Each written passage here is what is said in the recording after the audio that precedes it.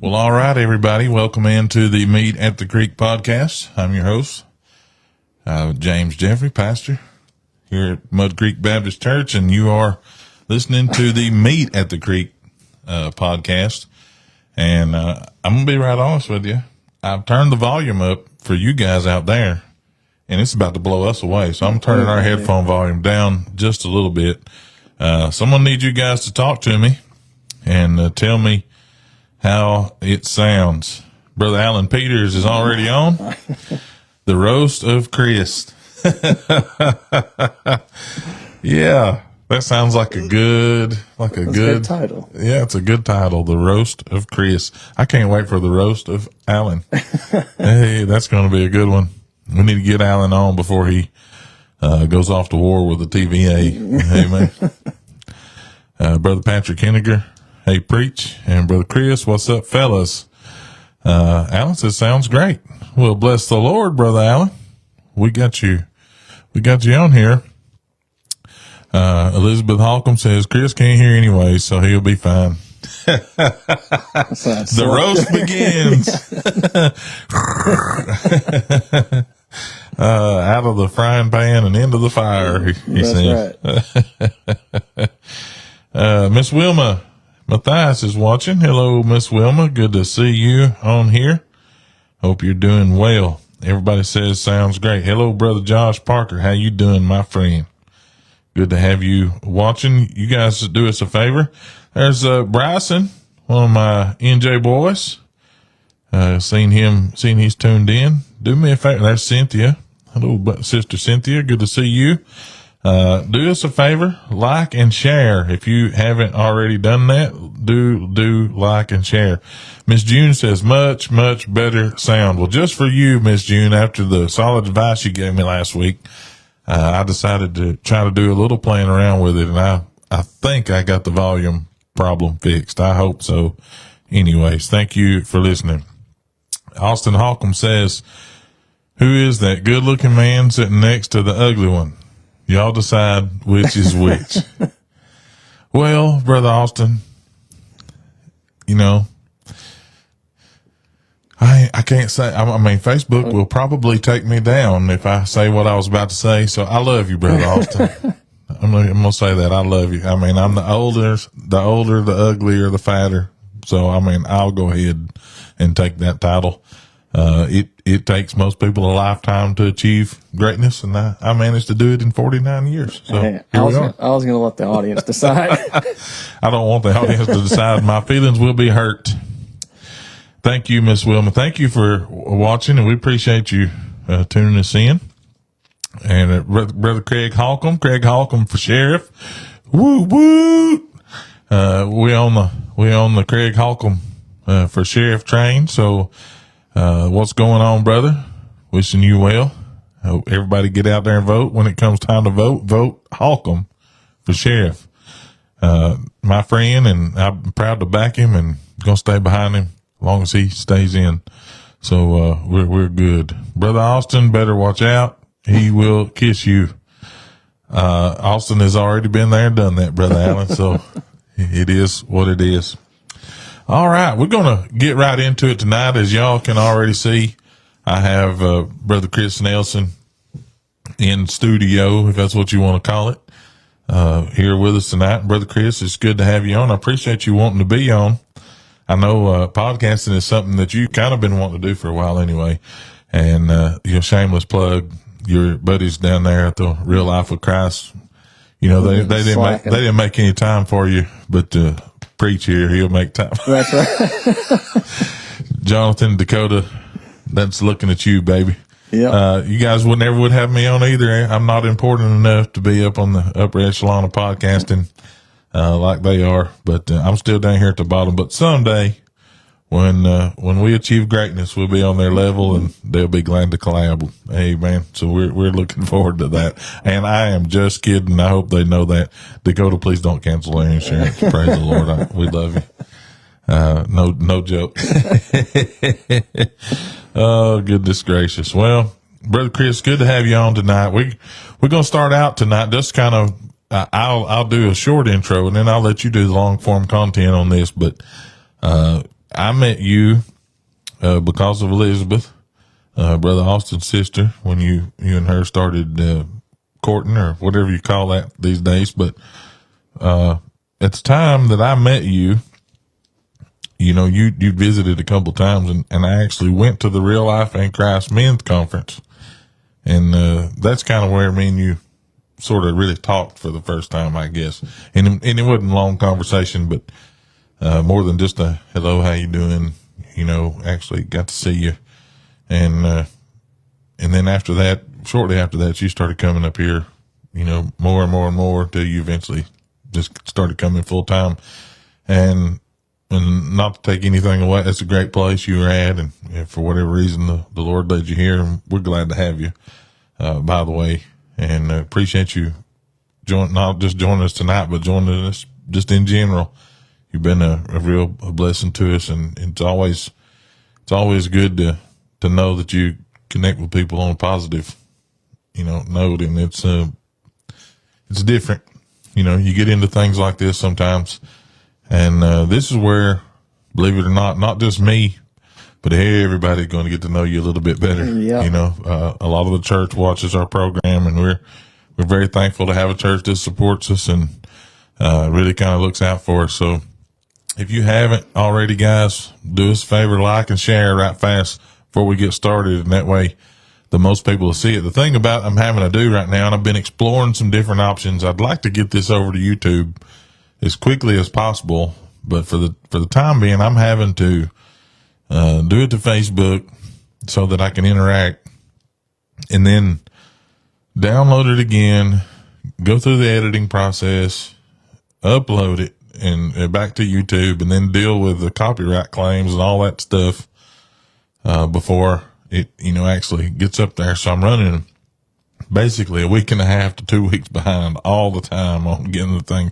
It's just a struggle. I'm not tech savvy as I would like to be, so I'm working on some stuff where hopefully I can find a platform that's not overly expensive that will allow me to push this thing to two platforms, at least two platforms at once. And if I can get it on multiple platforms, I'm going to do that. That way, I'm lazy. The less work, the better. That's just the way I see it. So, Brother Chris, tell the folks, we're going to do what Eminem said here. Tell the people something that they don't know about you. Ooh, that's a tough one. I quoted Eminem. I'm probably going to get drugged for that, but it'd be all right. I think a big one's just that I wasn't born and raised here. We couldn't tell. Hey, this accent is as southern as cornbread. Aaron Lewis said there's rednecks north of the Mason-Dixon too. So yeah, a little different, but yeah. But yeah, I moved here in 2017, so I've been here for years, and this is home now. So. Yeah. Well, 8 years, that's a new number of new beginnings. So, I mean, hey, you're kind of starting over. And, so for those of the people who don't know, where were you born and raised? I was raised in DeForest, Wisconsin, small little farm town, nothing crazy. It's right outside of Madison. It's right outside the capital. Grew up there, lived in, Wisconsin Dells for quite a while, about 5-6 years. And that's kind of become, like, when I say home, that's where I go back to. That's a big water park, tourist town, kind of a mini Gatlinburg, just a lot of water parks. Oh, wow. It's amazing they got water parks in Wisconsin. A lot of them outdoor, too. That this, when I think about Wisconsin, I don't normally think about water parks. I think about, dairy town, dairy farms, and it's a beautiful place. The state of Wisconsin's a beautiful state, and it's if you've never been, I've been through it, never been really to it, but been through it, and it is a beautiful place. It's especially beautiful in the wintertime if you love snow and ice and brutal cold. Air that hurts. You guys have enjoyed a little bit of success on the football front not in the last few years necessarily, but in the last 15, 20 years, you guys have, pretty good program, and turns out, this big game coming up this weekend. Yep. I think last year you ended up in red and white. I changed. I went and put on Alabama. Did that have anything to do with the bet, or just got tired of Converted? You converted.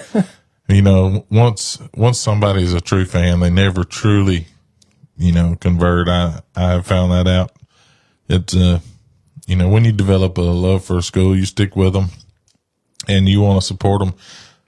One thing I guess I learned as I got older, football's not life for me, and I can enjoy it, and or I can not enjoy it. I really could care less if I watch it or don't watch it. It's just not a big deal to me anymore. I think more along the lines of here in the last 10 years, I have kind of come into the place where I'm not sure that I like the version of me that sits and screams at the television like an idiot, and if you do that, sorry. But I got tired of being that guy. People used to hate to see me coming. They didn't want me over for games, and I would just prefer to watch them by myself anyway. But now I do other things. I have other stuff going on. I'd rather be out here, working at the church, doing something productive as I had sitting home watching a football game. But the older I get, I think the less important it becomes. It's not that I don't appreciate football. I'm a chaplain for a high school football team, and having said that, I'll just say this. I would prefer to watch high school football 1,000 to 1 over college football, and I like it 1,000 to 1 over NFL football. Last night I turned the NFL game on. I think it stayed on, unless it wasn't last night, it was Sunday night. Left it on maybe 6-7 minutes. Turned it off.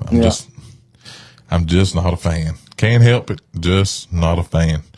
So it just is what it is. I don't know how I got off. Well, I do know how I got off on that. We're talking about your badges from Madison. But anyway, we have a lot of fun with that. We aggravated you about it a lot last year, but you're a good sport. We appreciate that. But so you lived all your life, right outside of the big city of Madison. We were talking a little bit about that a few minutes ago about, how different, things were there compared to down here. Probably not that much of a culture shock, really, if you're from a small town. Small towns are pretty well the same, all over. Yeah, we had driver tractor to school days, stuff like that. But being in Madison, big drinking college town, that was different. Coming here and just seeing, even Wisconsin people are they're well-mannered for the most part. They'll wave at you and all that. But it was different still coming here. And also back in Wisconsin, yes, sir, and yes, ma'am was almost disrespectful. So that was a transition for me myself, because you didn't really grow up saying that. You'd always get the, I'm not that old or whatever it was. And here, it's pretty well, you say it, but there's a lot of similarities. And I took Elizabeth, me and her went last year about this time. And she got to see some of, guys I grew up with and stuff like that. So she got to see Wisconsin, and I think she enjoyed it quite a bit. But she saw those similarities with some of the guys I used to hang out with, and some of them would fit in very well down here. They're just Midwest rednecks, Yeah. So it's similar in ways, but it's different. Yeah. It's I always think of that song Hank Jr. used to sing, country boy can't survive. We say grace and we say ma'am, and all the things, that we do here that people don't do everywhere else. When I was I think I was about 12 or 13 years old, my dad carried me. He was hauling cars for Dorvin Guffey. We'd go to sales and buy all wrecked cars, and he'd bring them back here and they'd fix them up and sell them and things like that. But we used to go up north a lot. A lot. And the first time I ever went, to New York City, we pulled over and slept in the cab of that truck on the sidewalk in the Bronx. And then we slept a few nights in Brooklyn, and we did that several times over the course of that summer. And man, that was a culture shock. Now I'm just going to tell you, I've never seen people, down here, adults didn't flip little kids' birds because they were inconveniencing them a little bit. Now you might get your hide busted, but they didn't do scream and cuss and flip birds at you and stuff like that. So that was a shock to me. I've never seen that. But then we go over across the river into New Jersey, and I got to go. The place where we were buying cars at that day was a place that John Bon Jovi had worked as a teenager. He used to be their gopher. And I got to sit in the pickup truck that he used to run parts and stuff, back and forth with. And I thought that was big stuff. But one of the funniest things happened to me, I was just a kid, but I'd been raised in the South, and we were going into the office, and there was a couple of ladies who worked there, and they were out there. And I ran and grabbed the door and held it open, boy, and they thought that was the greatest thing. They just bragged on me, and I was like, back home, you're wearing switch stripes if you don't do this. And up here, you guys are just thankful that somebody cares enough to open the door. I couldn't believe it. I mean, I thought I was about to get some sugar out of that deal. I mean, it was a culture shock to me, to say the least, being up there. But then as you go different places, we go over into Pennsylvania, and you get out into the rural areas. Ohio, same way. But anyway, everybody's different. And now I'm starting to see it in Alabama. You go to Huntsville, Birmingham, Montgomery, some of the bigger cities, Gadsden. You can't act the same way in those. You got to be a little more, aware of what's happening, and paying attention to what's going on, because you kind of don't ever know what's lurking around the corner. It's already, the culture's already changing, even down south. So, I guess it is what it is. For a long time, they said up north it was the same, because everybody from the south migrated up there. It's what's made those cities boom to begin with.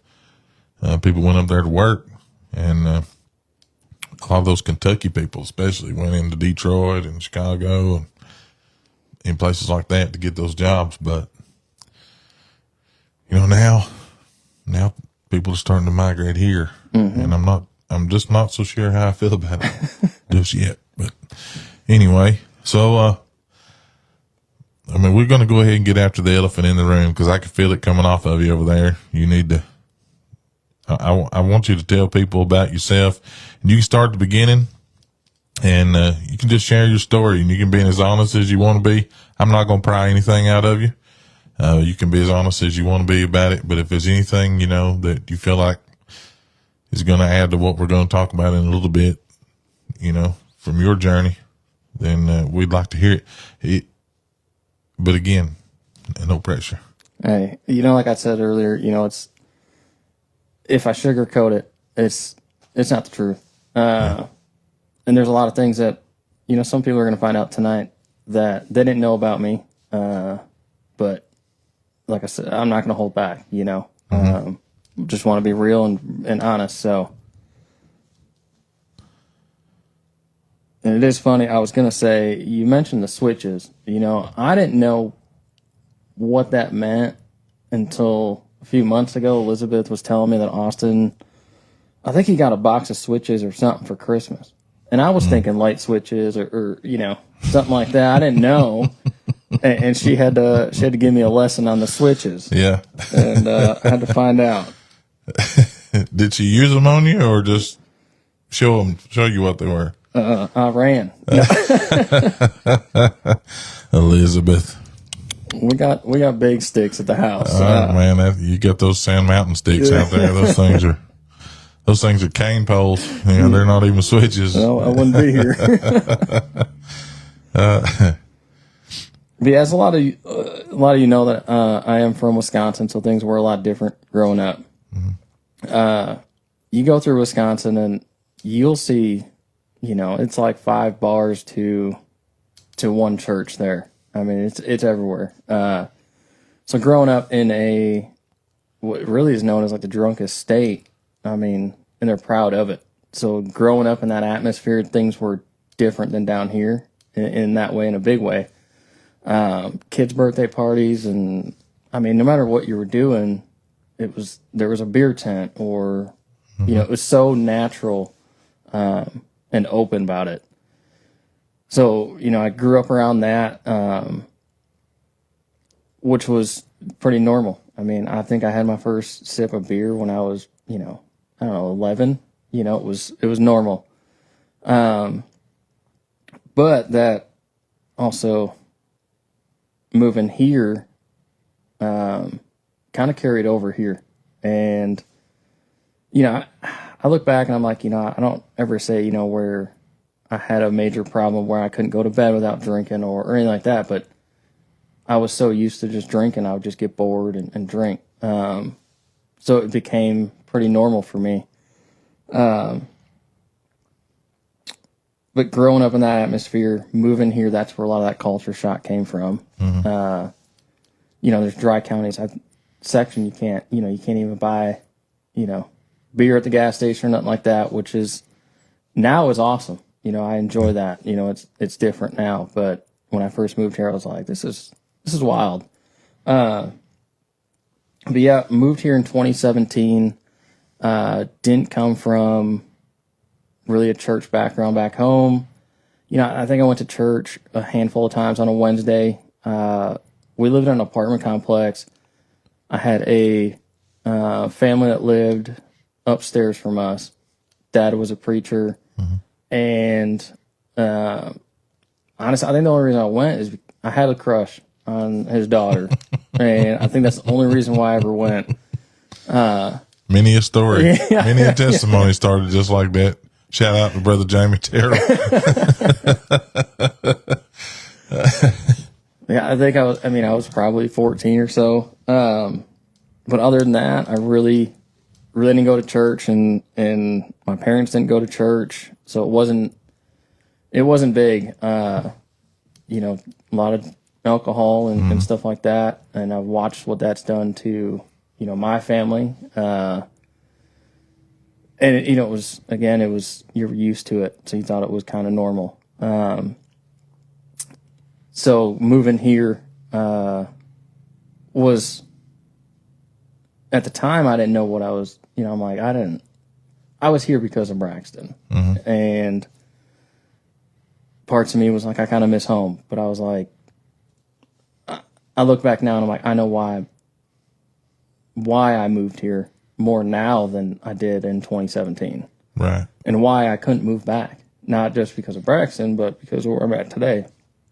But fast forward a few years, in 2020, me and Braxton's mother split. I bought a house in Stevenson and was just living for the world still. I was going out all the time, drinking on the weekends, and that was kind of just my life. I was working and would just living for, worldly things, and didn't really have my eyes really set on anything. But with that, I was slipping into bad depression, and all of that was catching up. So in 2023 was when it got the worst. I was spiraling pretty bad, and I was out. It was actually February 4th to February 5th. Around, it was like in the middle of the night, 3 to 4 a.m. And I found myself, of course, drunk at 3 a.m. And, at this time, I was always searching for something, but it was resorting to, I'm just going to have a few drinks, and that's gonna take some of this pain away, whatever I was going through. But I was learning, though, it would calm things down in the moment, but then reality would set in, and it would be 10 times worse. That night, I had plans to just end it all. I had a note, and a buddy of mine calls me. Again, it was 3 or 4 a.m. in the morning. He woke up and he had called me. And he said, hey, look, I just woke up. Something told me I had to call you. Right. So at this time, this is really probably the first time that I felt was pulling. Because I knew that I had to do something different, but I wasn't on the right path. And my buddy talked me off that ledge. And to this day, I look back and I'm like, why? He woke up at 4 a.m., 3 a.m., whatever it was, and just called me. Don't know why. And I woke up the next morning. I still had that note sitting there. And I was like, I can't believe that that's where I was at. Mentally, I was there. And it's something, I feel like I kind of suffered with throughout the years, but it never got to that point. And thankfully, somebody was looking out for me, and I had a little wake-up call that day. Part of it, at least. I didn't listen. And that's where, I tell people now, I'm like, hey, if you feel God tugging on your heart, or you need to, you need to run to him. Don't push it back. Listen to it, and just go. And then I ended up I sold my house in Stevenson. So this is in May, thinking that was going to fix everything. I was still kind of in that headset or that mindset. And I was like, I'm going to sell my house, move back to Scottsboro, and thought things were just going to get better. They didn't. Obviously, I had more cash in my pocket than I've ever had in my life. And it was still very much a going out. It was to the point, sometimes it'd be, I'd go to, it was like Gino's on Monday night, Tuesday would be 207, Thursday would be 207, and then on the weekends, I'd just be at the house. So it was quite a bit. 4th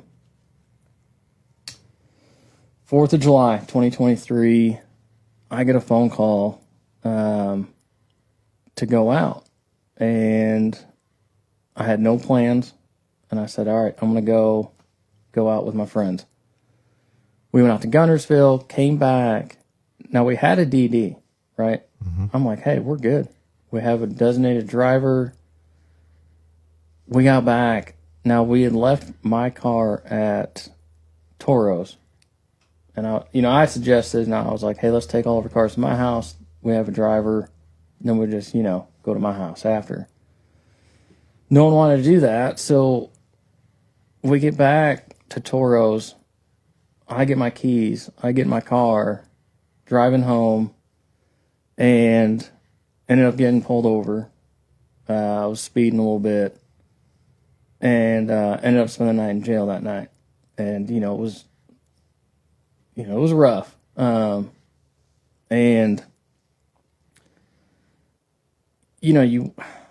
this was the second and last call, I think. And I had a really deep conversation with God in that jail cell on that concrete cold floor. Mm-hmm. And I never wanted to go back. That was right then. I was like, that's a wrap. I'm like, something's got to change. And, did the walk of shame to my house, because I was right there in Scottsboro jail. And I lived in Scottsboro, down there by the downtown area. So it wasn't a far walk, but doing that walk of shame in my 4th of July outfit, that was rough. But the conversation, just having that, just me and God in that jail cell on that floor, was it. I was like, this, I got to change. So I get that taken care of. And I started Dakota Parrish, a good friend of mine. I met him back in probably 2018, before he was saved. So we kind of met in rougher times of both of our lives. Yeah. And I saw on Facebook his life now compared to then. And looking at all the signs, even at the moment, you know, where I was like, look, you know, I could feel God was pulling me closer to him. Little things, even in my car radio one day. I always listened to Apple CarPlay. I never, you know, listened to the radio, nothing. One day I got in, and I think an AM station was playing maybe, and it was a Christian station. And I went to go put my music on, and I was like, you know what? This is odd. I'm just going to listen to it. And it was just one of those things where I'm like, that was on there for a reason. You know, it wasn't anything I would have listened to at that time. And I'd reached out to Dakota and had a talk with him. And I said, hey, you know, I've seen you been baptizing people in the river, and explained to him what was going on. I said, you know, I need to straighten things up and get right with God. And he helped me on that initial, you know, Right. footstep. Let me reload this.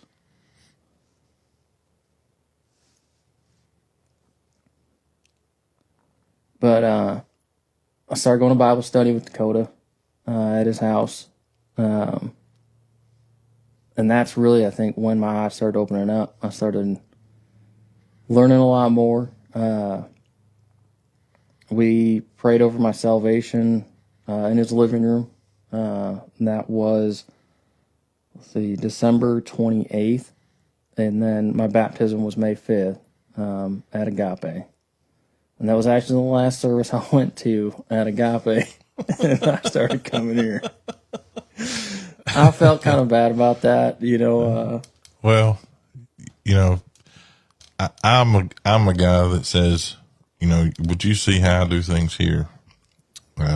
It's very special to people. I think it's important to people who help you, you know, who are there for you initially.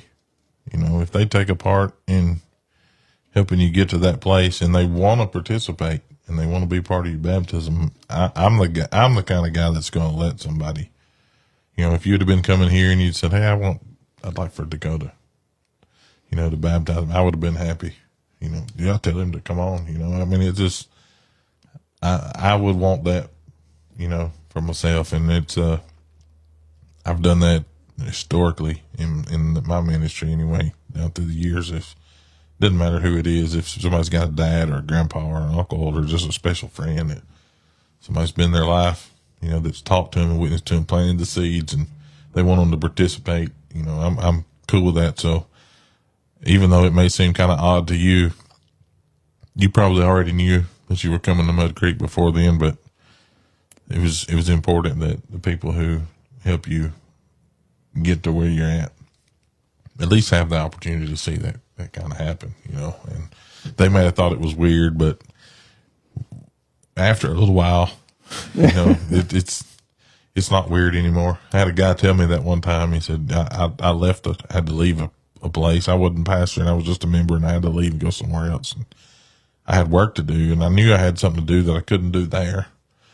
And a few years down the road, he came to me, and I respected this guy anyway, but I loved him even more after he said this. He said, you know, all these years, and he's an older gentleman then, and he said, all these years I always thought if somebody left church, they were mad or something like that. But he said, I just want to say thank you for proving to me that you don't have to be mad. That sometimes God just calls you to something different. And everybody's got a place, and, you know, and I'm glad you found yours. Even though we wish it would have been here, it would have been great to have you along. We understand that you had something else to do that you couldn't do here. And, you know, that meant a lot to me. And I think I carried that with me. You know, that really kind of launched that off as like, you know, and the day I got ordained, there were a lot of people who showed up that I didn't go to, I had been to church with in different places, and they came to show their support, and that meant a whole lot to me, that those people showed up, and I was glad they got to come and participate in that. And,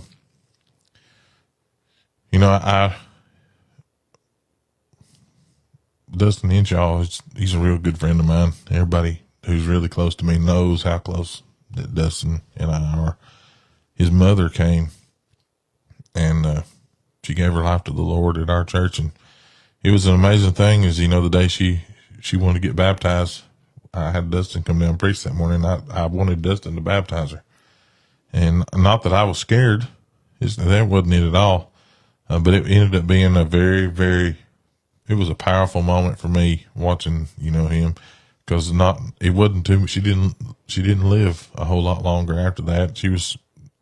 We didn't even know she was sick, and that's something that he gets to carry now, the rest of his life. And I'll never forget the look on his face, the moment he got to baptize his mother. And so those are very powerful things. So it didn't seem odd to me. It may seem odd to others, but it's not odd to me. Right fast, so I don't forget it. Brother Roger Brandon wants to know if you know what spuds are, if you've ever ate any. I sure haven't. So there's your answer, Brother Roger. He don't know what they are. I'm sure before long you will absolutely know. Amen, Miss Amy. Amy, and me seeing your name on here, I thought about this the other day. I'm trying to get some different people on here, especially people who, have, where their lives have changed and they're doing things. What do you think about joining the podcast sometime? If you're still watching, maybe we get you on here and let you tell your story to folks, because we think a lot of her. And turns out, I knew Amy before, and turned out my wife knew Amy. She knew Amy when she was a little bitty kid. I had no idea that they have some kind of mutual relative. I'll be honest with you, I can't remember. I used to remember, but now I can't remember. I'm getting old. But anyways, what do you think about it, Amy? If you're still here, chime in, let me know. We're on like a 40-second delay, by the way, Chris. So if you see something happening like a minute or so after we pass it, that's what it is. I have to circle back pretty regular. It's so Amy actually got to see me the before and after. So she had the vape shop, and I'd come in there, looking rough, being rough. And one day, not long ago, she ran into me at the gym, and she had said that, she had mentioned, she's like, seeing you now, just when other people see your transformation, and it's one thing to live through your testimony, but when other people see it and then they tell you about it, yeah, I think it hits a little different. A lot of different people around here. Her mom was my best friend in high school. That was it. There's a lot of different people. Now I'm getting why you said that. Kathy, you can always count on Miss Kathy for, she'll get you when you're not looking, and that's when it'll happen. But we're different people around here, quote unquote, different people. Kathy and Frank, I don't think they are from, I know they're from Alabama, but I think they're from down, like middle of the state around, I don't know if it was St. Clair or Winston County or Jefferson County, somewhere around there. They were down that area before they came here. Hello, Brother Tim. Roger Brandon said, "It's potatoes, brother." It's potatoes. I'll have Elizabeth add that to the list. Man, I'm gonna tell you, people, my nickname is Tater. I didn't get that nickname. People just assume it's because I have an affinity for taters. I love potatoes. I love any kind of potatoes. But if you put mayonnaise in my potatoes, I don't want to know about it. Let me just put it like that. I do not. If you put sour cream in my potatoes, I don't want to know about it. If I know about it, ahead of time, I won't be eating that potato. If I find out about it mid-chew, I'm spitting said potato out. I can't take it. You don't ruin my taters. It's a good way to ruin my day. Shelby County, that's where they're from. Shelby County. I was totally off. Well, not really, but yes, totally. So you came here, and life wasn't great. Bad things happen, then bad choices happen, but then you made a great decision to trust Christ. And yeah, it takes, like most everybody else I know, it took getting knocked down, to ever be able to get back up. You had to get knocked down. God's got a way of doing that. That seems like every time, he'll do that. So you made the choice to follow Christ. Then you made a choice to, get closer to him and learn about him. You made a choice to get baptized. Now you've made a couple other choices. I have. It's funny looking at it with how me and Elizabeth met, and God showed up. And let me explain, obviously she's an amazing person, but I was praying. I said, God, I was in my kitchen. I said, if you bring a woman in my life, because at this point I was only focused on God, work, and, my family. And I said, if you bring a woman in my life, I want her to be a woman of faith and like to work out. And a few days later, here comes Elizabeth. And not only did he give me, and it's not like hey, here's a girl that sits in the back and goes to church. I mean, we're front row, but also he gave me, with that, Mud Creek and a whole family of preachers. I mean, Austin, her dad, and, Yeah. it was like God said, okay, you prayed for a woman, but I'm going to give you a whole church family and pretty much all your soon-to-be in-laws. Mm-hmm. All are, part of the deal with Elizabeth, you got the Funkle. That's right. Funkle Tater, just so happened to be a preacher too, but I don't know if that's not a curse. Sometimes for all of our kids, they just didn't have a chance. So, it is what it is. I will tell you this: it was odd to me when you and Elizabeth first started coming to church together.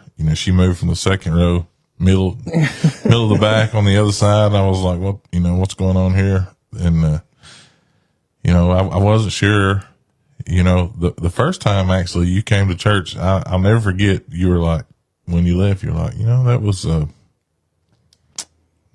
interesting. Bit of a culture shock. Yeah. But hey, he didn't mean that. He didn't mean it ugly. It was, that wasn't the first time that I heard that. It was, I heard that a lot from different people. It was, I preached around a lot of places, and you'd be surprised how many times that I, as a visiting pastor, when I was between churches and go preach different churches, that I would hear people that would be a first time visitor, somebody about them, they show up, they're from out of town or up north or from way down south. And that's something else I've learned. People, the farther south you get, the more Yankee-fied people get, believe it or not, there are people in South Florida that have way more Yankee ways than you do. And I don't really consider you, outside of your accent, I don't really know anything Yankee about you, but, other than the fact you wear that audacious W around sometimes. But anyway, it is what it is. I have enjoyed watching you transform. See, I didn't know the other part of you, right? So you were already born again by the time I ever met you. So I've seen the transformation, that it's kind of happened to you, having to learn to be around different people. And yes, you did gain a family, but and again, it's like, I know a lot of people who go, to Agape outside of Dakota. It's Jonathan and Pooh Bear goes down there, Shane McLemore, his folks. And I grew up playing ball with him. He and I are buddies. We work together. We share he and I share some fun times together. We worked together in a couple of different places. One of those being Walmart. We were night shift stockers in the old Walmart building. In the good days. Which is where Tractor Supply is now. But I go in that store sometimes and I wander around and I can find my way back to the spot where, so my department was pets. I don't know how many nights I woke up, circles where 12-ounce cans of dog, where I fell asleep and just my face just laid down on top of a pallet full of dog food. And I wake up with those little rings on my face where I was face down. And me and him, Bobby Golden, we used to play rook a lot. I saw Bobby smash all 5 of his toes on his right foot one time on a set of pallet jacks, and me and Shane just laughed. Well, we sat there and just laughed at him while he nearly cried. And, so those are people that I've known all my life. And, Mike and Debbie Ashburn go down there, and they're just some really, really, really good people, man. I can't stress enough that, you don't always have to lose a family, you kind of gain another one. But, I consider those people my family too. And even though I don't go to church there, their pastor don't even really know me all that well, but I love what they're doing. I love, the way they're doing it. And I'm for them. I think that gets lost in the way, sometimes, but it's sometimes to grow, you got to go, and it's just the way it is. You got to be in the right spot. I use apples and or oranges and potatoes illustration here a lot. And that's kind of the way that is. I didn't say Amy answer, so she must have done, got out of here, but, we'll see if we can get a hold of her. I think that would be fun. That would be a very interesting podcast. I have Amy on. Amy's her business is transformed too. And she's done some great things. That's another one that's been fun to watch. The Lord work in her life, and man, the stuff that the life that she appeared to be living, and now the life that she's living, and it's been fun to watch God do things, in her life too. So that's wild that how everybody's kind of a small world. But so when you got down here, were you always, you're an insurance man now? Yeah. Shameless plug, Statewide Insurance Services, 259-1144, 256-259-1144, home, auto, life, and commercial. Holler at your boy. Woot woot. The plug right there. Hey man, I'm not even getting paid to say that. Now, we don't use you, but we might. If things change, I can only afford so much insurance. And, we're already in the fray here, but if Dakota feels like, he's ready to give us up, then, hey, we're going to holler. I'll be ready. All right. You heard that, Dakota? Step up your game, buddy. We expect some discounts on this next go around. Dakota's not even watching. I'm talking to the air. He was texting me there for a minute. Oh, was he? Yeah. Well, bless his heart. Well, so I know you and Dakota work. Did you work for Dakota or with Dakota? You didn't? Mm-mm. Okay. So then, kind of how did y'all meet? It was at any time. At the gym. Yeah. We were working out. I go to the gym too. Gym and Nick's. It's just.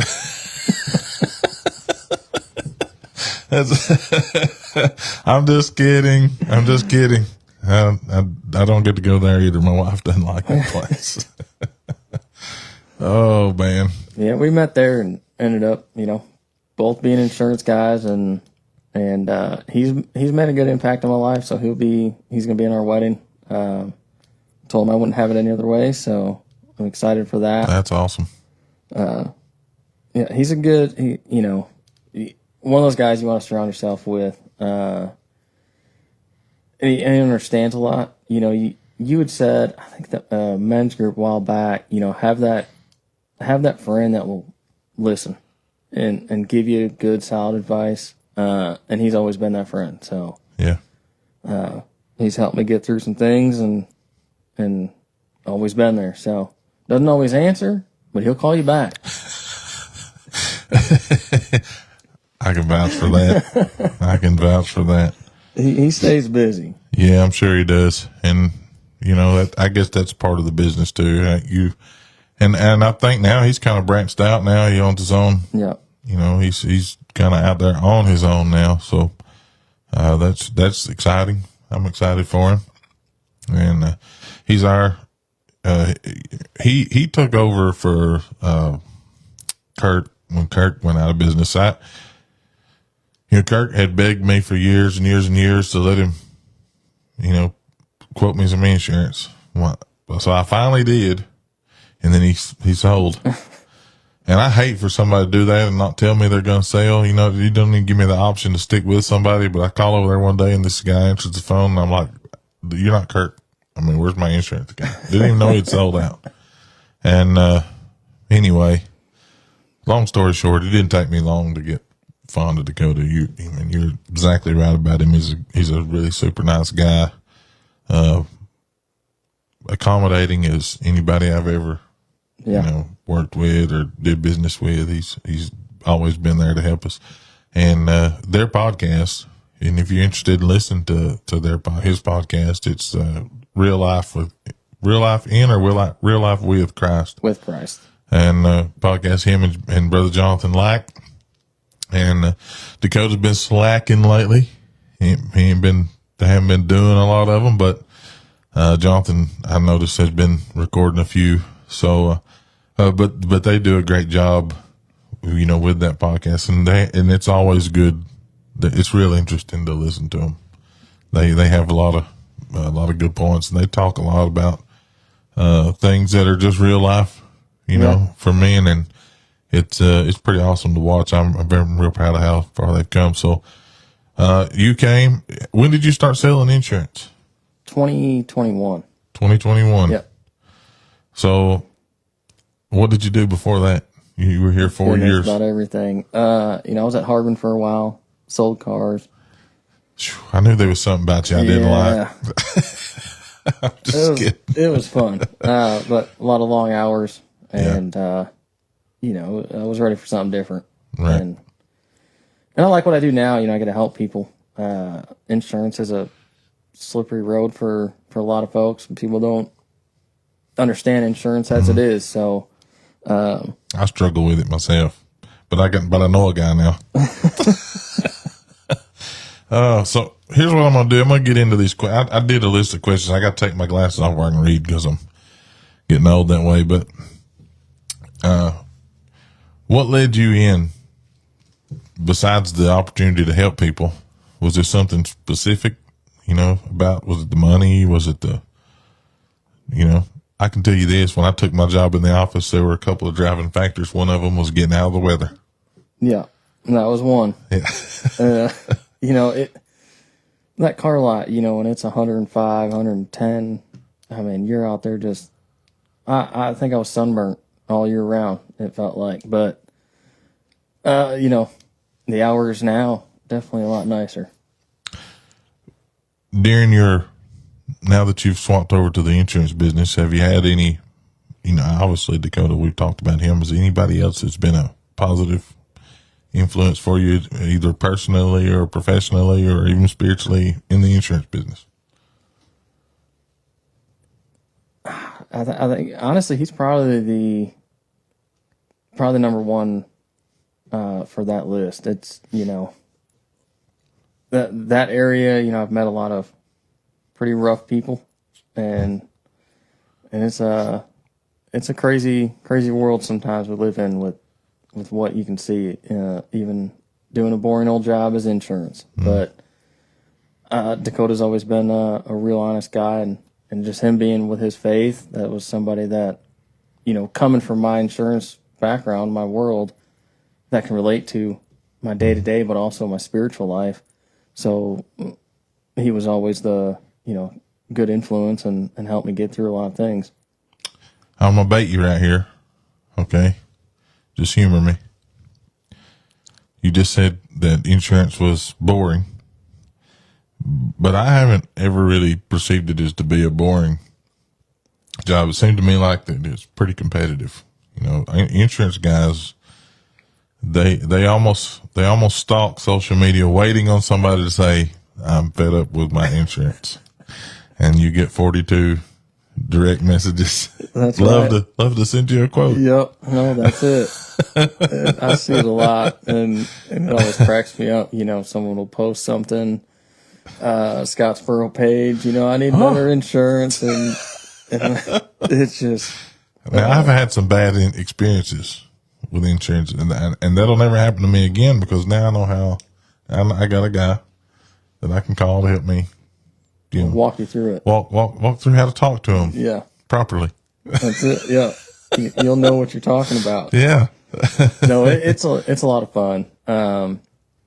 It's a different type of stress, of course, than, I know we've got a lot of guys in our church that do more manual labor stuff, and that's a whole different type of stress. But it is a lot of fun, and, how you balance, because you're still kind of new. You're not a baby necessarily, but still kind of new in the faith. How does that work for you, balancing your Christian values and principles in a competitive? Because, even though it's boring, it's not really. No, it's not. It's very competitive. It's a very competitive field. And, you guys, you don't make money by sitting on your keister doing nothing. You got to get out there and, it's you got to fight off the urge to tell lies, and you got to work up the courage to tell the truth. And so I can imagine that's challenging. Yeah. I'm horrible at lying, so I can't lie for nothing. Elizabeth found that out pretty quick. But it just goes to, who I am today. And I've always been a pretty truthful guy, and like to do things the right way. Mm-hmm. And now with where I'm at today, it's been enhanced, for how I feel. And I, always want to do the right thing and just be honest with people. And yeah, Dakota said, "Hey, I didn't know you could get business plugs on there. See, us guys that ain't as popular, we have to make things happen, brother. We gotta do things for free, work for free. We're slaves to the man, like Dakota." He's got about 17 billboards now. Yeah, man, I see his face everywhere I go. That dude is more popular than Donald Trump around here. I'm telling you. He might catch up to old Alex Shinar here before too long. He probably doesn't like Alex Shinar. I imagine that guy, he says, call me Alabama, and Dakota's got a sign that says, don't call Alex, call Dakota.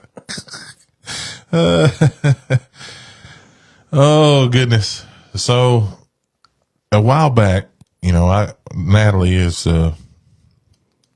she's got her own business and whatever. I remember the day that, she came and talked to me about, she had always wanted to be a dental hygienist. It's all I'd heard from her for 4, 5, 6 years. And she was even making plans. She even talked about joining the Navy. They had some kind of corps where you could go and serve, and she wanted to do that. And the day it was really a surprise to me. The day she came and talked to me about going to a cosmetology school, she said, I really feel like that's what God wants me to do. I'm just not sure how I can do ministry, how I can use that to honor the Lord. I want to do ministry work, and I'm not sure I can do that in that line of work. And I was like, listen, you're going to have people, in your seat with their head back and a blade. They're going to listen to anything you say. And of course she laughed. We had a good laugh. But she understood. I was like, you're going to be the same as a therapist. It's just like being a preacher. You're going to be listening to people's problems all day. They're going to tell you things that they don't even tell their preacher. they're going to tell you things they don't tell their therapist. And she found out very swiftly that was the truth. And do you have in your line in the insurance business? Is there opportunity for you to do, ministry work in that? I mean, how do you work that in? So one thing that we have an Alexa in there, and one thing that we do every morning I go in and I tell Alexa to play either Christian music or something. I might give her a name to play. So every day there's Christian music playing in there, and we've gotten so many compliments on people that come in. It's always been a conversation starter. Which now a lot of the folks that do come in are, a lot of them are already, going to church, but it opens the conversation to have a conversation about Jesus and right. about our faith. So, and I'm hoping that one day someone does come in and they hear that, and maybe it does something. Maybe it's their sign they need, and we can elaborate more on what that looks like for them. And that day I think will come soon. Yep. Do you have is there any time specifically, you obviously don't want to name names, but has there been a time specifically when your faith has directly impacted how you've handled, like a claim or helping somebody get started or? Nothing really sticks out in my head right now with that. It's So in other words, it's all about the money. That's it. No. I told you I was going to. I have to, man. I'm just kidding. Obviously, you have opportunities to help people. Now, when you provide the service, if it's your livelihood, you got to do what you got to do. And I'm really big into that. I know these days people find out you're Christian. Sometimes they expect everything for free. When you don't give people exactly what they want, I's dotted, T's crossed to the letter. I've heard it. You've heard it. Woods are full of them. If you're one, well, I get it. And, we have to look for opportunities to serve. But I'm not looking for an opportunity to starve. That's right. What I was like, my boss always says that he's got a line. He says, if I'm going to starve, I'm not going to be tired when I do it. And by tired, he means tired or tarred and feathered. Oh, goodness. So, a couple of practical things, just to give folks that may not know. As far as I know, you're the first insurance salesman, that I've ever had on. And that's not all that you are, but you're the first person I've ever had on the program that sold insurance, for a living. But what do you think are some misconceptions about insurance and insurance salesmen, and how do you go about dealing with those? Does anybody even tell you, do they have the courage? So obviously you've had a few run-ins. How do you go about addressing those when people say, that you did this, or I thought this, or I thought that? How do you help them understand, or can you even help them understand? So what I've learned is half my job is education. A lot of people don't understand your liability limits and what that actually means. Mm-hmm. That's a lot of it, but I'm also a consumer. So when my rates go up just the same as yours, I know exactly what you're going through. But a lot of it, a lot of people think that I have control over that, or any insurance guy has control over what the rates are, or, there's a lot of other things that play into it. We gotta, you can really deep dive into, but we may have the same vehicle, and, we'll get all the time, well, my neighbor pays, X amount a month. How come I can't pay that? And, you're different people, different vehicles. There's a lot of factors that go into insurance rates. And, I posted the other day, I was driving to work, and I'm like, people talk about rates, but hey, the way y'all driving around here, I can see, I don't have to give you much more of a reason. Brother Brandon Gamble is, you know how good a friend he is. I had him on a few weeks ago, and I'm going to have him on. He's going to be back by popular demand here in a couple of weeks because people apparently thoroughly enjoyed our 3-hour banner. And boy, we got off on the deep end on some of that. I was in over his head on some of that, but he's apparently not watching because he hadn't chimed in. Usually when he's watching, he's chiming in, but he is actually in the market, and so he's got to make a decision this week. So I'm gonna sling your number at him, tell him to give you a call. But they had, he's in a situation where they had a problem, an issue with their house. Nothing they did, but they had a problem. And after all these years, his insurance company, I'm not going to name them, out loud. State Farm. But anyway, they canceled him randomly. Just said they had too many claims, and I've been there myself when the gravity waves hit, which is before you came here. I had the insurance with a company for a long, long time. Never made a claim, and tree went through my house, and during the gravity waves, I didn't do that, right? And the Lord sent a great wind, and the mighty rushing wind picked it up and speared it like a Seminole spear right through the roof of my house, and it caused a lot of damage. The adjuster come out. I don't feel like he did a good job. And, he took my gold, as the old song says. He got the gold mine, we got the shaft. After that, I canceled them. Yeah. And once it was over with, and I have never recommended that company to anybody ever again. I've had some more incidents where I feel like if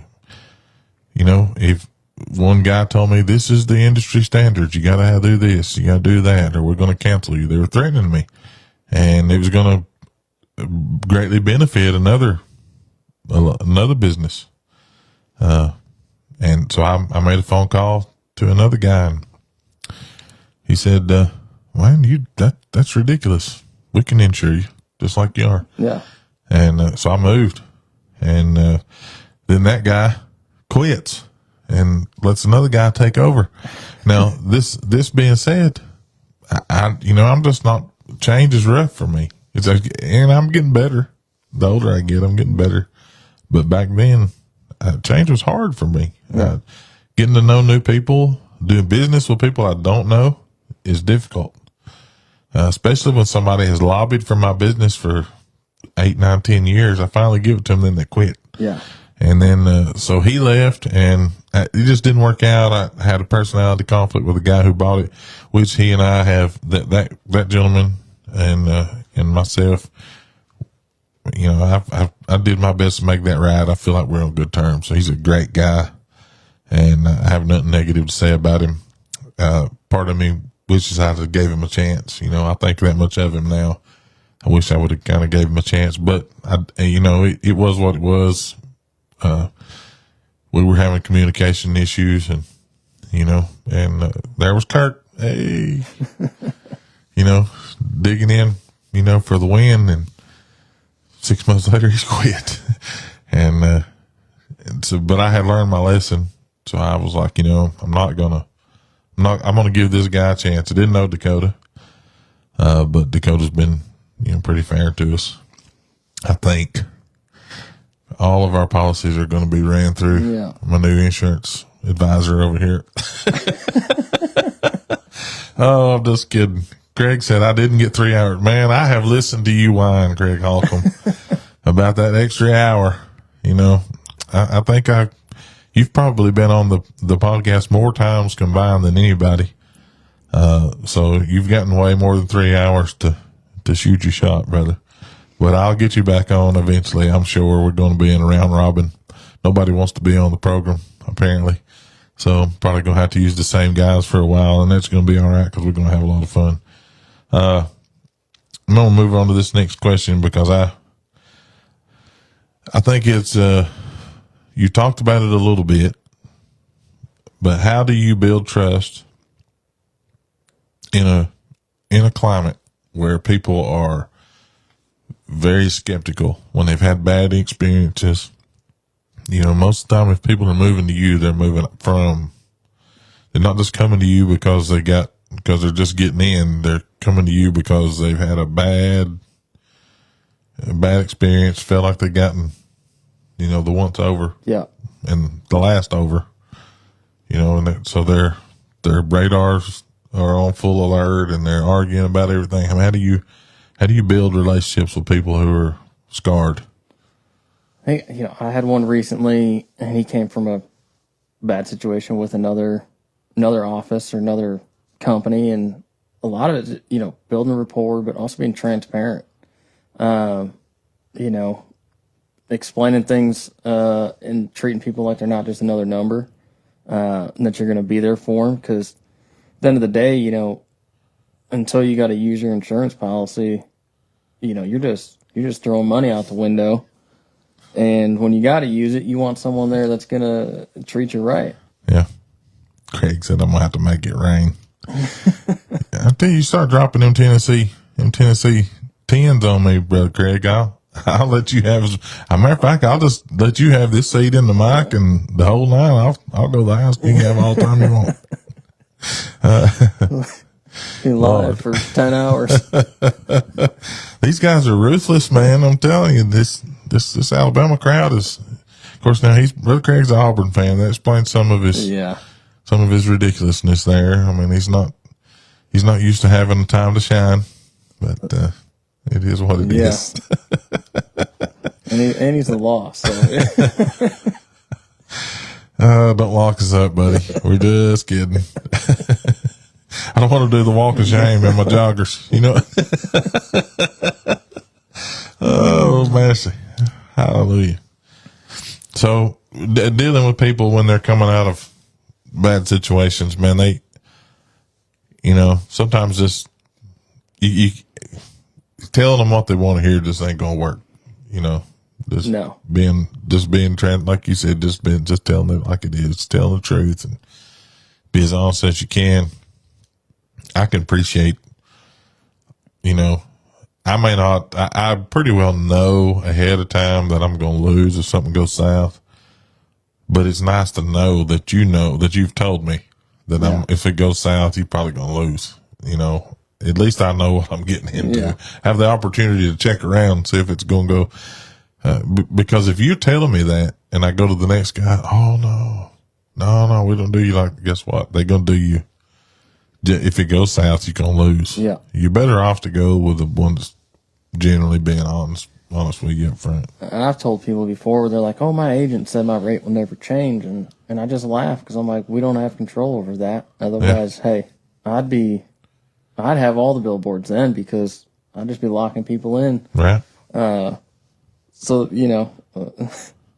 You got to be careful. Yes, sir.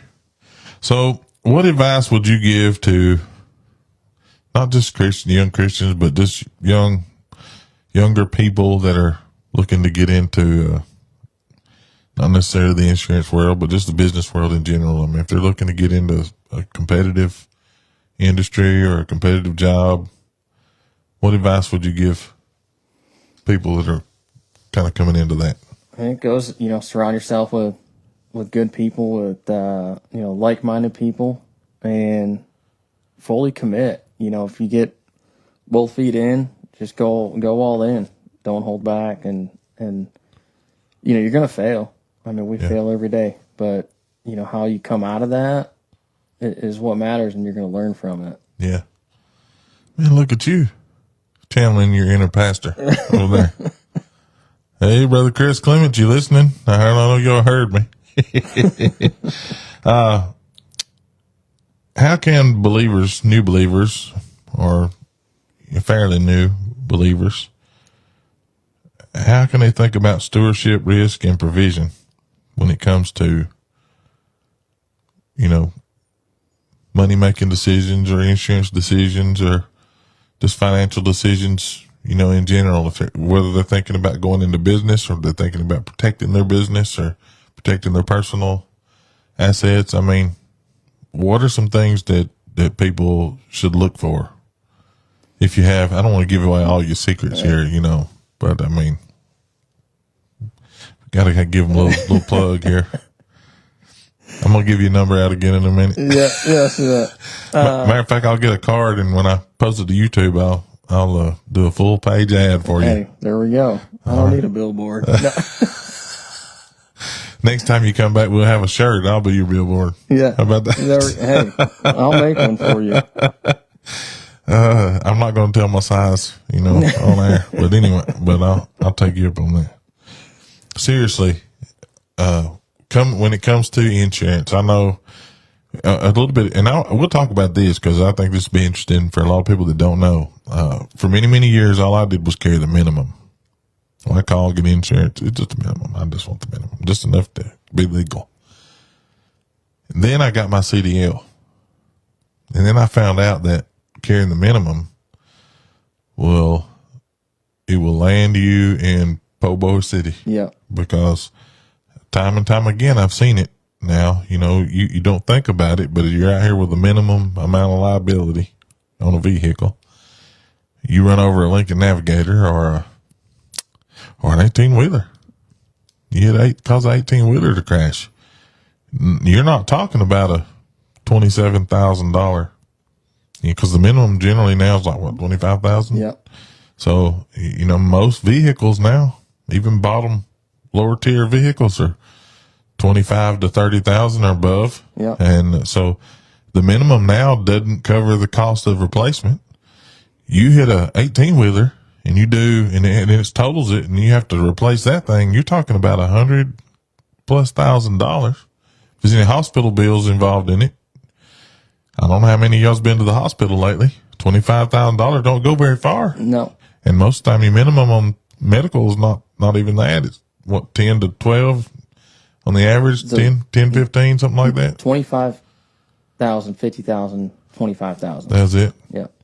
So, if you have 2 or 3 people in the car, all 3 of them get an ambulance ride, you've gotten those bills. There's $5,000 right off the top. Yep. Gone. And that's not counting if they have to have any actual medical treatment. I mean, that's another $5,000 per. So already you're 22 in, and they ain't even got a Tylenol at the ER. They haven't even given them a pillowcase down there yet. I mean, it's just, I don't think people think about stuff like that. I mean, is there any advice you give people that are thinking about, maybe diving in, trying to protect themselves or their assets or their future? Well, I've had that conversation that you just had almost verbatim to a lot of clients because, again, that they don't know the insurance world like I do or other insurance people. But at the end of the day, I mean, you look at a new truck, heck, a Toyota Camry from 2012, might run up your property damage, or if you hit 2 vehicles. But anything over that 25,000, if you got to stay minimum, they're coming after you for that. And let's say you bump it up to 100,000, 300,000, 100,000. Well, that might only cost you, I don't know, $10 a month, right, to do that. But it's going to save you thousands if you were to hit somebody and wreck a new truck. And let this be for the record, Statewide's not coming after you for the difference. Alexander Shannara's coming after you for the difference. If you're in a wreck, need a check, somebody in Alabama's calling that rascal, and he's coming for you. Like me and Elizabeth, I put her on my policy. We've got an umbrella policy and everything, so I know that if she's mad and honking on the horn and takes out a few cars, hey, at least they're not going to be, taking everything we got, because we've got that $1 million umbrella policy and the higher limits, but it's only costing us a few extra bucks a month.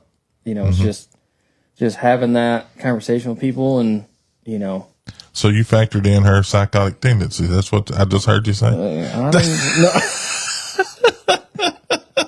You heard that, Elizabeth. I'm just kidding. I have set this man up. Did you get you some life insurance? Oh, I got some of that. She may be a beneficiary. So. Uh-oh. If Brother Chris comes up missing, 800, 600. Oh, goodness. I'm having too much fun with this, man. I don't mean to poke fun. I mean, I do, but it's in good fun. Are there anything that, I mean, I know you said, there's some like morning rituals and stuff that you have. Do you ever find yourself during the day, or maybe in the evening, just whenever you're dealing with various things that are going on in your business world, going back to maybe some of your favorite Bible verses, things, maybe you need a little encouragement that day. Maybe you need a little courage to encourage somebody else. I mean, do you have those moments? I do. Some days I just listen. I mean, I might listen to a Christian podcast sometimes, but we do have a Bible in the office. And some days, if I'm having a rough day, I'll go in the other office, shut the door, and I'll get down and I'll just pray about things. And there's been times where my day maybe has not started the best or whatever it is, and I'll go in there and pray for a while, have a moment with God, just me and Him, and I'll go back and sit at my desk and feel that just relief. Right. And Ellen Peters, I got a spare bedroom. Gerald Carter, hey now, preach. What's the Auburn stuff? Audience may get smaller. It'd be harder to get smaller than the attendance at Jordan Hare Stadium. I'm just kidding. I don't even care. You better make me last because everyone will stop watching if you put me on there. Brother Allen, everybody wants to know about, the lifestyle of a TVA engineer. I want to know why the other day I got to church and I think he was doing about 20 into the woods down the trail. I was like, where's he going? He's probably down there checking things out. Brother Allen is a very, very, very big asset to Mud Creek. I don't think anybody outside of two or three of us that know what all he does here. I don't think people truly know, just how valuable he is, to what we do. A lot of the things that get done. There's just two or three guys that are really, really behind the scenes working their tails off to make it happen. And he's one of them. And I really appreciate that. Rebecca Satterfield, what insurance company is Chris with? I'm going to put my glasses back on, Brother Chris. Hold that thing down here to the light. Statewide Insurance Services. 256-259-1144. They do home, auto, life, and commercial, Rebecca. And, Rebecca works for us over at the landfill. She's our scale house operator now. She also comes to church here. She joined the church a few weeks ago, and she teaches, a few weeks ago, been several weeks ago now. But recently she started helping with the children's church, and her and Christina Miles team up together once a month on that, and they do a great job. We're real excited about that. She's been a real blessing. Her dad also works for us. He's a driver for us down at the residential collections. But if you need information, I will send you his number tomorrow, Rebecca, and you can, if you're looking to make a change, he will. Be glad to take a look at things for you. Yeah, he'll make a quote. I mean, faster than a fat kid will put down some cake. I'm just kidding. I've ate cake, so I know how fast I can get that. You can't make a quote that fast. So we're closing in on an hour and a half already. What about that, bud? Hey, I got a few questions. Okay, well, hang on just a minute. Thanks. What legacy do you hope to leave both in your business and your walk with Christ? So the biggest thing with my walk with Christ is, and this goes to actually a question you asked last Wednesday, about just, what is the internal, personally, what does that mean? And me and Elizabeth were talking on the way home, and I was like, biggest thing I think when I look at what God's done for me and the transition I see with Braxton and the kids is that generational curse that I have broken, and that's something that can carry on long after I'm gone, and Braxton will always have that. Will always have God to rely on and share that with his children and so forth. And that's something that, it hits home because I know what God's done for me, and he's always been there. And after I'm gone, I know that, Right. my kids and so forth will have the same relationship, hopefully, that I did.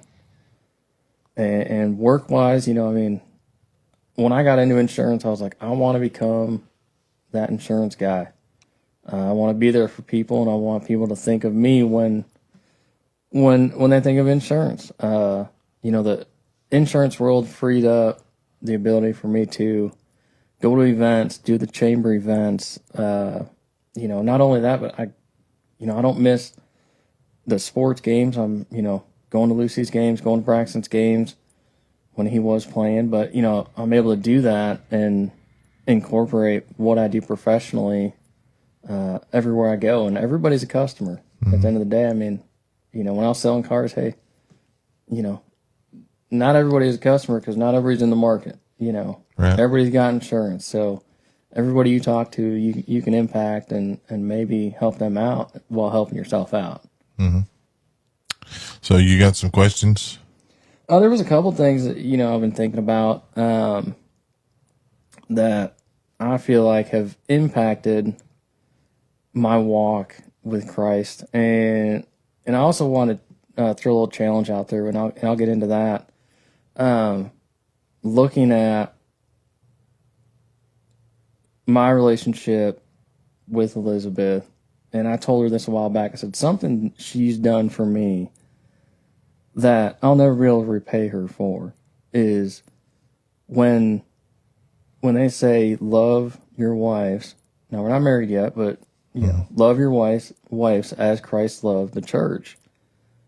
And it gave me a different perspective on what that means, as far as how Jesus looked at the church and his love for the church. And it opened my eyes up to see a little differently, and you read the stories and you see how people were failing, and he just kept, all the grace and forgave them. And I'm not saying that, I'm not, saying, hey, she's failing and doing all this stuff, but just that unconditional love that he has for the church and how that has reflected in my relationship with her. Right.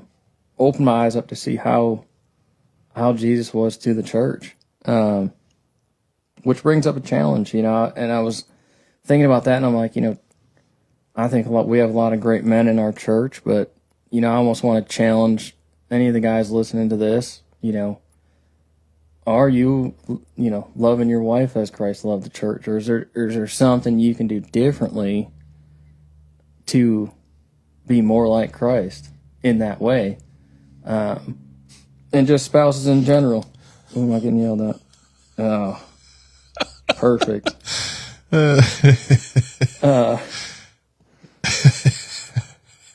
Elizabeth Holcomb said, I am perfect. What are you talking about? So I put a ring on it. Oh, careful, Elizabeth. Careful. Oh, me. Your pride cometh before the fall, Yeah. and a haughty spirit before destruction.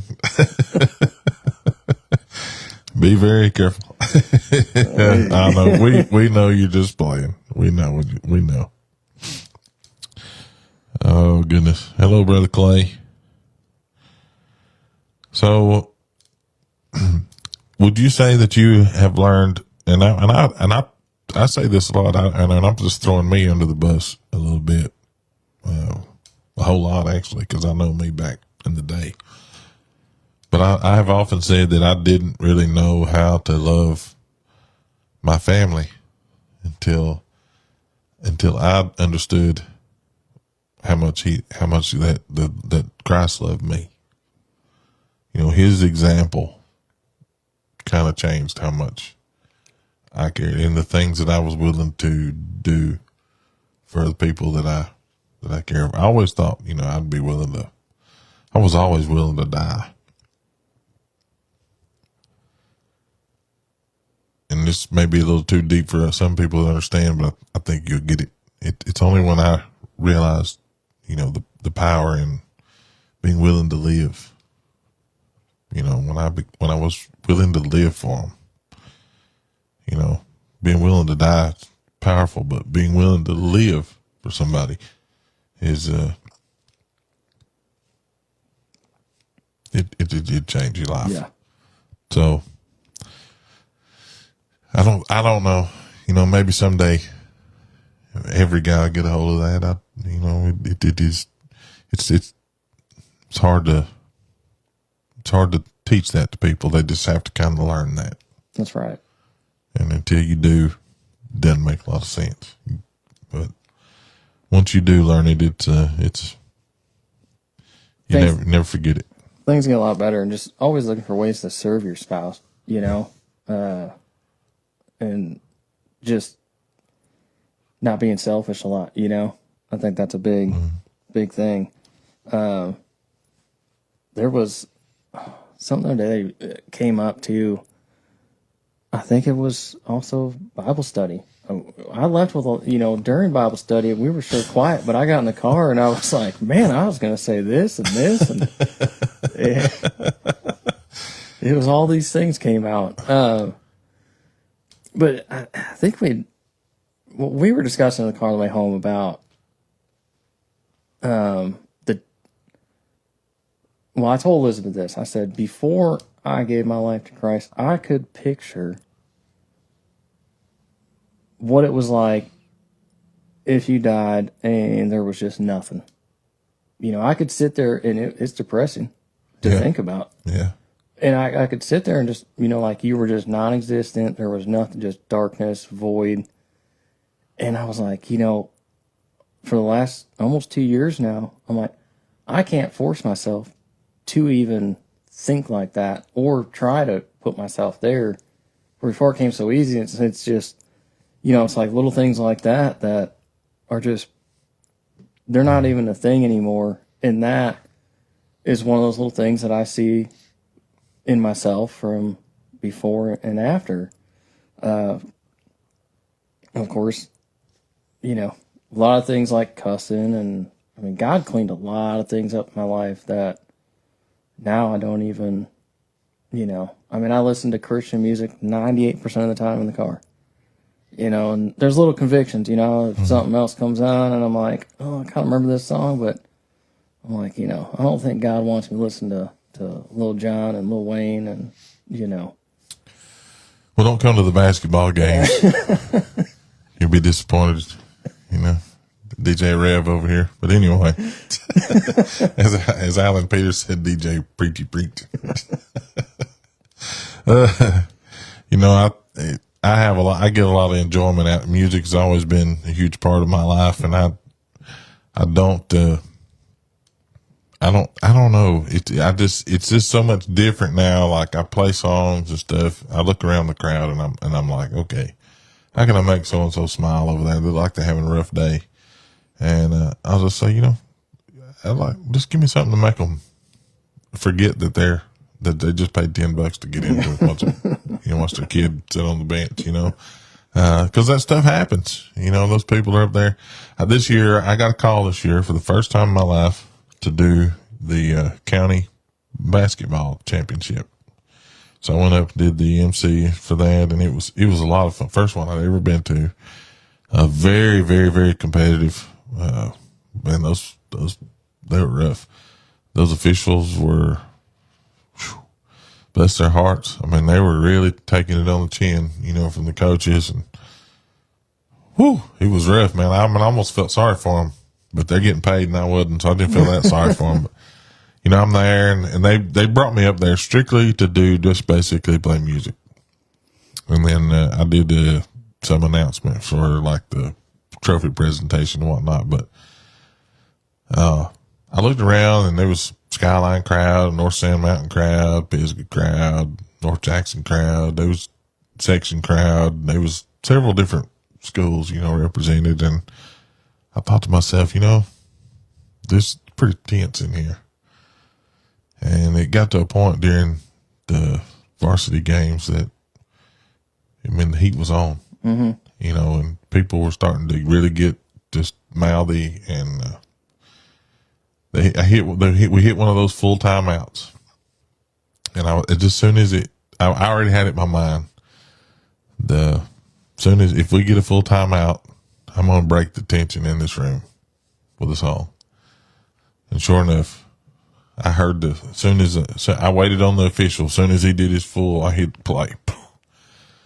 And it was, and I already had it queued up right to the second. So the very first thing, so I had a full minute of it. Now this is a story all about how my life got flipped, turned upside down. And then I look around, and there's all these people who just a few minutes before were ready to be flipping birds at each other and screaming across the court. Now they're all singing, in unison. And I said, I doubt we'll be singing this in heaven, but this is probably what it'd look like. Yeah. Everybody, how a song, will kind of make people, there's an old State of Mind that Clint Black recorded when I was a young man. I'll never forget the words. He said, ain't it funny how a melody can bring back a memory? It'll take you to another place and time and completely change your state of mind. And I found that to be exactly the truth. Music has the power to change somebody's mind. They can take them from a frown to a smile. And, they bring Hudson to the games, and he's become the star of the show in the basketball games. He takes the whole side baseline over there and dances, and everybody, they get a kick out of watching him. The older he gets, the less funny that'll be. He's like his pawpaw. He's not going to have the coordination. But if he's like his mama, he may have a little bit of moves. But what I can see right now, he's not heading that direction. But he's like me. He loves music, but he also loves sports. And he loves to riff. Yes, he does. He loves to riff. He loves to see fun things happen, and he roots for both teams most of the time. He just loves the game.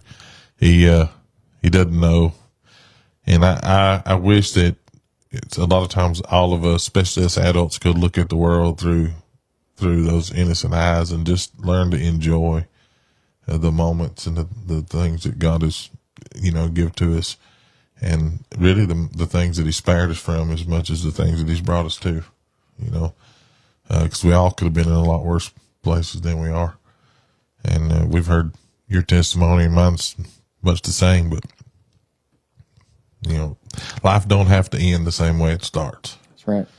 And I'm thankful for, the testimony that you have. And I'm super thankful that the Lord brought you, here with us. This is just the beginning of the ride, for the creek. And we're still young too. Young. The creek's a little older than you are. What about that? Oh, goodness. Well, we're glad you're here, buddy. And I hope you always, feel like this is home. And what do you think about your first time coming to Mud Creek? No, podcasting. I mean, we know how you felt going to Mud Creek the first time. It was interesting.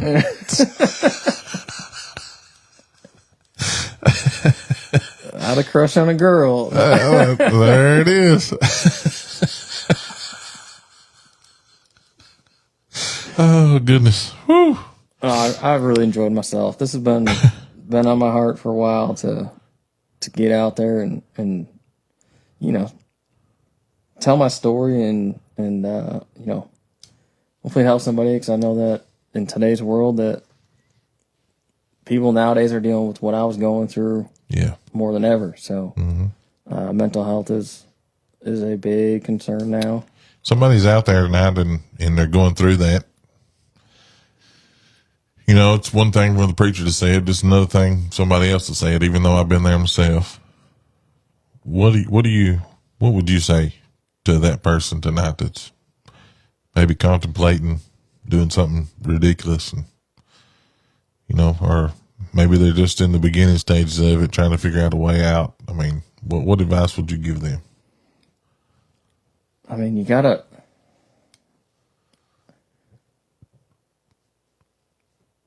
it's,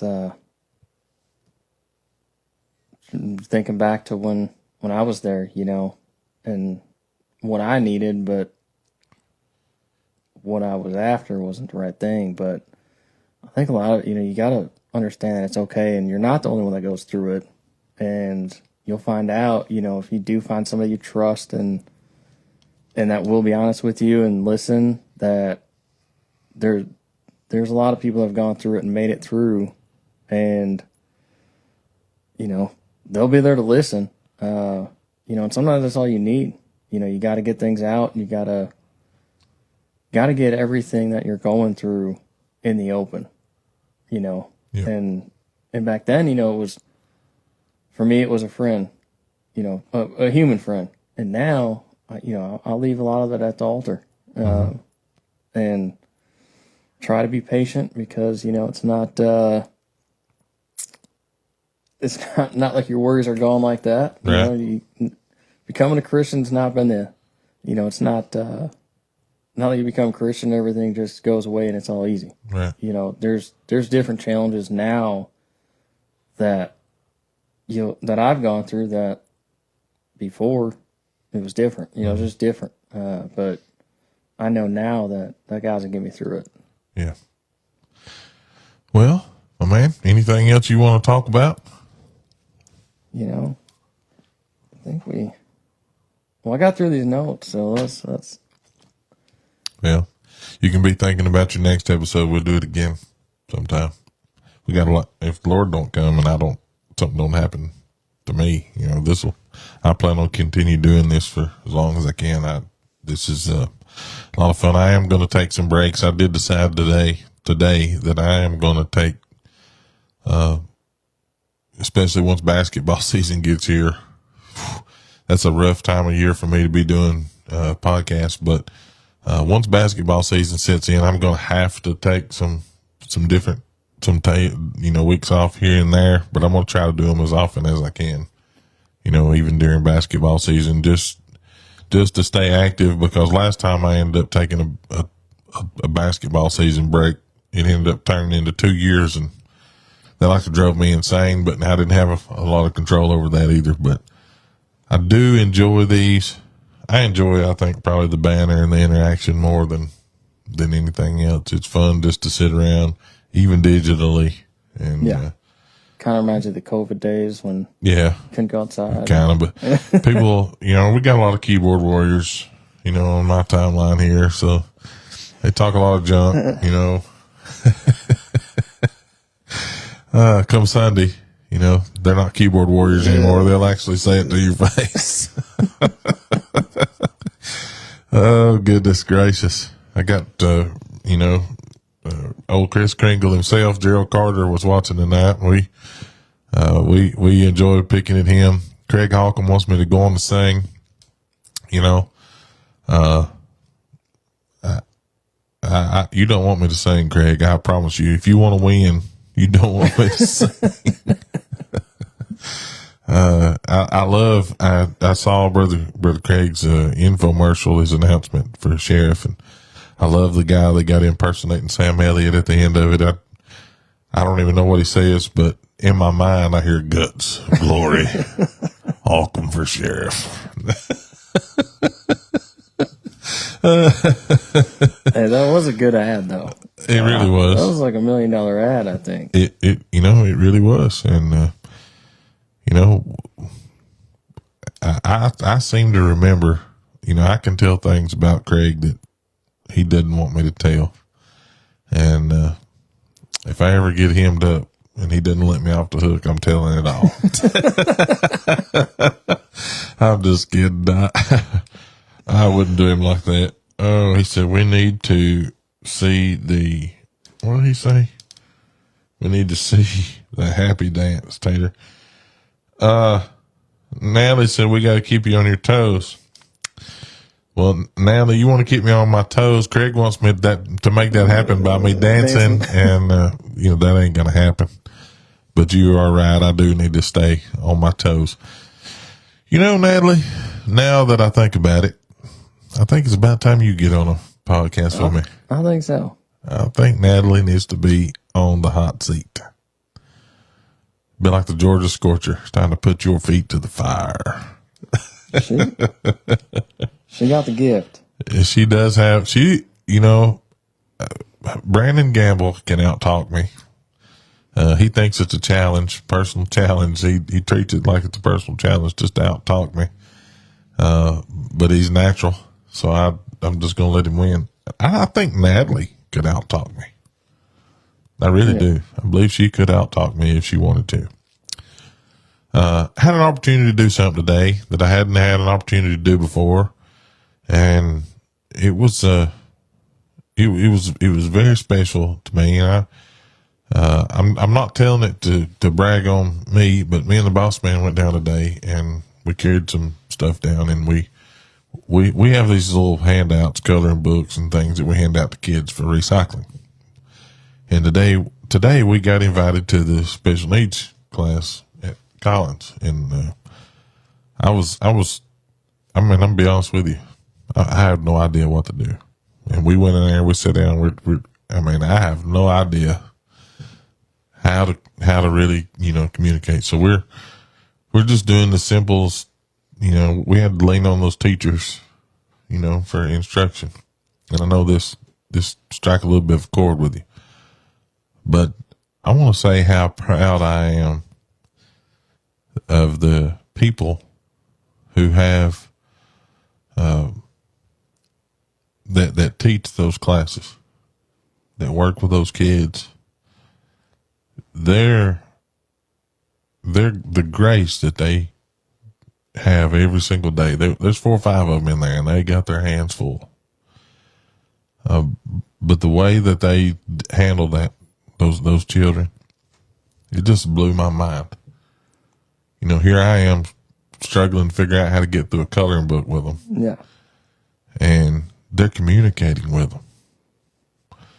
And I just want to brag on those folks. And they don't ever ask to be recognized. You wouldn't know many of them's names, but they know who they are. And if they ever have opportunity to see this, I want them to know that I thought I was very, very impressed at the way that they, handled themselves, and how they, and not just that, but how they encouraged us. We were, we're sitting there like, I don't know what to do. I'm way out of my element. And they're like, you're doing just fine. Just keep doing what you're doing. At the end of it, I'm walking out and I'm like, this is one of those times where what we said didn't matter. Just showing up is what, they needed somebody to just come. And from time to time, it didn't hurt to just show up and go through a picture book. Just let adults know that you care about what they're doing. And if you have a child in that special needs class in Scottsboro, let me just tell you, as far as what I see at Collins anyway, they're in good hands over there, and they're working really hard. I was very, very impressed what I saw today. That touched my heart. I left out of there today a lot better person than I walked in those doors. I went out of them a lot better person. I was super impressed. So kudos, hats off to you guys. Appreciate you.